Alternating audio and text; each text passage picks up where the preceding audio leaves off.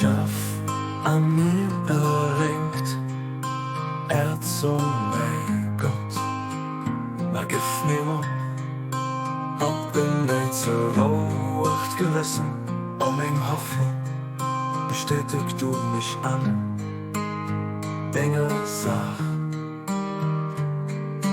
durch die Geest von der Macht, mein Haus lebt.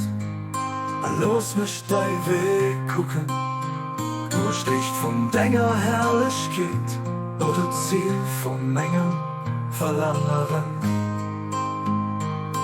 Erhief mich mit der Kraft von deiner transzendenter Macht an den Himmel von deiner Herrlichkeit und Quell von meiner Existenz. Anafreh mich durch den dusse Wand von deiner Ewigkeit. Oh, du dienst du mein Gott, was? Los den ewig Melodien ruh über mich streben und mein Begleiter. Alles der Reichtum von Dingen, du ewigen Blick.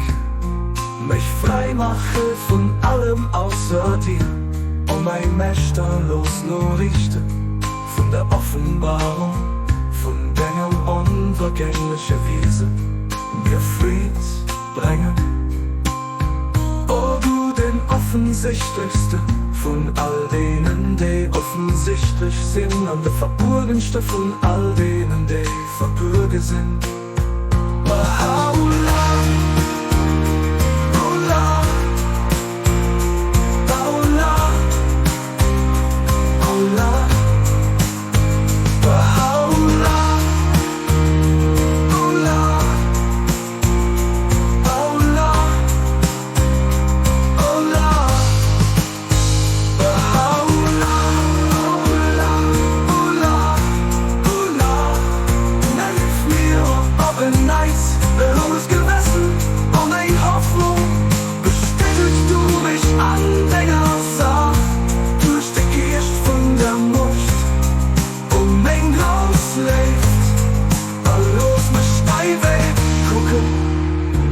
Licht von deiner Herrlichkeit oder Ziel von Mengen Verlangen.